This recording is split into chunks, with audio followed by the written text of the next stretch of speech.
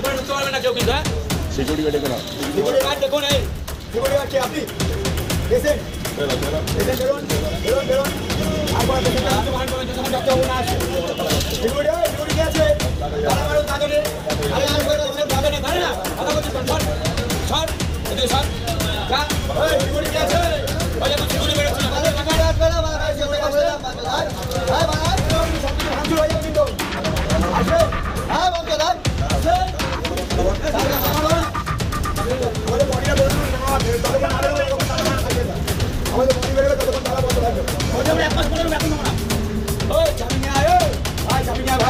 Tonsil operation के दौरान एक मरीज की मौत के बाद एक निजी नर्सिंग होम पर चिकित्सकीय लापरवाही का आरोप लगा है।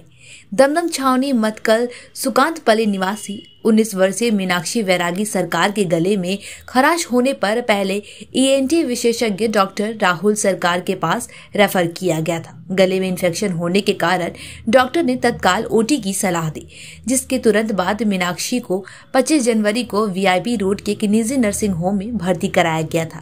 सभी प्रकार के परीक्षण करने के बाद रविवार को दोपहर लगभग 1 बजे डॉक्टर ने मरीज का ऑपरेशन किया। ऑपरेशन पूरा होने के बाद डॉक्टर ने मरीज के परिजनों को बताया कि 19 वर्षीय मीनाक्षी वैरागी स्वस्थ है। मरीज के परिजनों का आरोप है कि ऑपरेशन सफल रहा, लेकिन जब मरीज के परिजन मरीज को देखने गए तो मरीज नर्सिंग होम के बेड पर पड़ा हुआ और दर्द से करा रही थी। इसके बाद रात 10 बजे तक मरीज को आईसीयू में शिफ्ट कर दिया गया। इसके कुछ ही देर बाद मरीज के परिजनों को पता चला कि मरीज मीनाक्षी वैरागी सरकार की मौत हो गई है।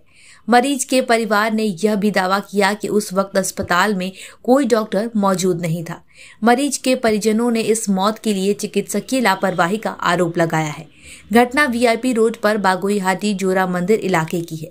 सूचना मिलने पर बागोईहाटी थाने की पुलिस मौके पर आई। हालांकि अभी तक बागोईहाटी थाने में कोई शिकायत दर्ज नहीं कराई गई। आज के আমার বোন মারা গেছে, কালকে আপনার বোন মারা যাবে। আমরা চাইছি ওই ডাক্তারের লাইসেন্সটা পুরো ক্যান্সেল করে ডাক্তারকে ঘরে বসিয়ে দেওয়া হোক।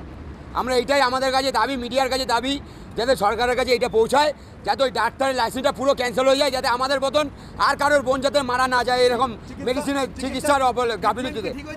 ট্রিটমেন্ট ঠিক হয়নি বলে আমার বোন মারা গেছে। 19 বছরের মেয়ে এরকম হাই প্রেশারের রুগীকে রেফার করতে বলেনি, কিছু করেনি, মেডিসিন চালিয়েই যাচ্ছে উনি। আমি চাইছি ওই ডাক্তারের পুরো লাইসেন্সটা ক্যান্সেল করে ডাক্তারকে বসিয়ে দেওয়া হোক ঘরে। আমার মতন এই পেশেন্ট মৃত্যুর জন্য কাকে দায়ী করছেন? আমি ডাক্তারবাবুকে লাইসেন্স, ডাক্তারবাবুকে প্লাস এই নার্সিংহোমকে দুটোকেই দায়ী করছি একসাথে। যেহেতু এই নার্সিংহোম ডাক্তারবাবুকে পুষে রেখেছে, এই জন্য আমরা দুজনকেই দায়ী করছি। প্রথম হচ্ছে ডক্টরবাবুর লাইসেন্স। অবশ্যই আমরা থানায় যাওয়ার জন্য রেডি। আমাদের বোন চলে গেছে, আমাদের একটা 19 বছরের বাচ্চা বোন চলে গেছে। আমরা থানা কেন, আমরা অনেক জায়গায় চলে যাবো। আমরা আপনার নাম দাদা? আমার নাম হচ্ছে সুরজ দত্ত। আমাদের এখানে 25 তারিখে অ্যাডমিশন হয় ডক্টর রাহুল সরকার আন্ডারে। পেশেন্ট পার্টি ডক্টর রাহুল সরকারকে দেখেছিলেন। উনি আগে আমাদের এখানে না, উনি আউটডোর দেখে দেন, যেখানে উনি পার্সোনাল চেম্বার যেখানে করতেন সেখানে দেখেছিলেন। উনি সেখান থেকে দেখে ডক্টর সরকার এখানে 25 তারিখে এখানে অ্যাডমিশন জন্য লিখেছেন। আমাদের এখানে অ্যাডমিশন হয়েছিল। আমাদের এখানে ডাক্তারবাবু সমস্ত দেখার পরে যে সমস্ত ওটি করার জন্য উনি বলেছিলেন, এবং 28 তারিখে ওটি হয়েছে। ওটি হওয়ার আগে ওনার যে সমস্ত টেস্ট যেগুলো করার সমস্ত কিছু করানো হয়েছিল। করানোর পরে পেশেন্ট পার্টিকে সমস্ত কিছু আমরা ইনফর্ম করি যে ডাক্তারবাবুর অ্যাডভাইস বা অনুযায়ী যেগুলো দেওয়ার আছে, দেওয়ার পরে পেশেন্ট পার্টি সমস্ত রাজি হয় এবং পেশেন্ট পার্টি সমস্ত জেনে শুনে কনসেন্ট দেয়। এবং পার্টিকে একটা অপশান দেওয়া ডাক্তারবাবু দিয়েছিলেন যে আপনারা পারলে কোনো মেডিকেল কলেজ বা কোনো এর থেকে হায়ার সেটা করতে পারেন। এবার যেহেতু ডাক্তারবাবু ওনারা বাইরে থেকে দেখিয়ে নিয়েছিলেন, তাই পেশেন্ট পার্টি এবং ডাক্তারবাবু দুজন মিলে কথা বলে এখানে ওটিটা করে। ওটি হয় হচ্ছে আপনার 28 তারিখ দুপুরের দিকে ওটিটা হয়। তারপরে ওটি হওয়ার পরে পেশেন্ট ঠিকঠাকই ছিল। তারপরে ওটি হঠাৎ করে পেশেন্ট যখন ওটি হয় তখন ওনার টোটাল কাউন্টটা অনেক বেশি ছিল। তো তার জন্য আচ্ছা, এখানে একটা বিষয় সেটা হচ্ছে যে আপনারা পুলিশকে খবর দিয়েছিলেন ফোন করে, ওই জন্য পুলিশ এসেছে। যদি ভুল না করে থাকি, তার কারণ হচ্ছে কি এমন পরিস্থিতি তৈরি হয়েছিল যার জন্য পুলিশকে ডাকতে হয়েছিল? পুলিশকে ডাকা বলতে যা পেশেন্ট পার্টি যারা ছিলেন, বা যেহেতু পেশেন্ট মারা গেছে ওনাদের মানসিক অবস্থা ঠিকঠাক ছিল না, বা খুবই দুঃখজনক যেটা 19 বছরের একটা ভদ্রমহিলা পেশেন্ট মারা গেছে, যে সেটা খুবই খারাপ লাগছে আমার দিক থেকে। ডাক্তারবাবু সমস্ত যখন পেশেন্ট খারাপ হয় রাত্রিবেলা, তখন ডক্টর সরকার রাত্রে এসেছিলেন, রাত্রিতে 12টার সময় এসেছিলেন। ডক্টর সুশীল বন্দ্যোপাধ্যায় রাত্রে দেখেছেন। এবার পেশেন্ট পার্টি যখন ওনাকে ডিক্লেয়ার করা হয় পেশেন্ট মারা গেছে, খারাপ আছে, তারপর পেশেন্ট পার্টি একটু উত্তেজিত সকালের দিকে হয় আর কি, মিল ধরে টানাটানি যেগুলো দরকার সেগুলো করেছিল ওনারা। এখন ওনাদের যে ওই মুহূর্তে তো ওনার সেই সিচুয়েশন ঠিক ছিল না। পেশেন্ট পার্টি বলছে যে হসপিটালে একটা বড় গাফিলতি রয়েছে, ডাক্তার সময় মতো আসেনি। না না, ডক্টর রাহুল সরকারকে ওনারাই চয়েস করেছেন, ডক্টর সরকার আন্ডারে ওনারাই ভর্তি করেছেন, ওনারাই সাউথ দমদম মিউনিসিপ্যালিটি উনি চেম্বার করতেন, ওনাকে দেখিয়েছিলেন ওনারা।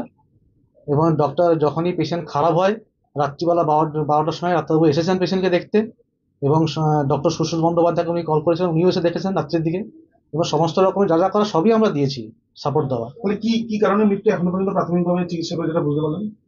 আমি তো ডক্টর নয়, আমি যেটা যেটা বুঝেছি বা যেটা শুনেছি, ডক্টর সরকার ভালো বলতে পারবেন, ডক্টর সরকার এই মুহূর্তে নেই, ডিউটি করেছিলেন।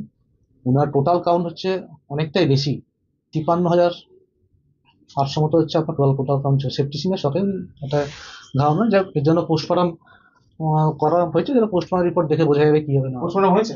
পোস্টমর্টম পাঠানো হচ্ছে আর কি, আচ্ছা, পোস্টমর্টম রিপোর্ট দেখে বুঝবে সেটা কি আছে না আছে, ভালো বোঝা যাবে। পোস্টমর্টম কেন পাঠানো হচ্ছে, মানে এটা অস্বাভাবিক মৃত্যু কিছু ছিল? পেশেন্ট পার্টি চেয়েছেন এবং পুলিশের যারা প্রশাসনিক থেকে যারা এসেছেন তারাও চেয়েছেন যে যদি পোস্টমর্টম, আমাদের দিক থেকে কোনো সমস্যা নেই, হ্যাঁ ওনারা যখন চাইছেন তখন করতে পারেন।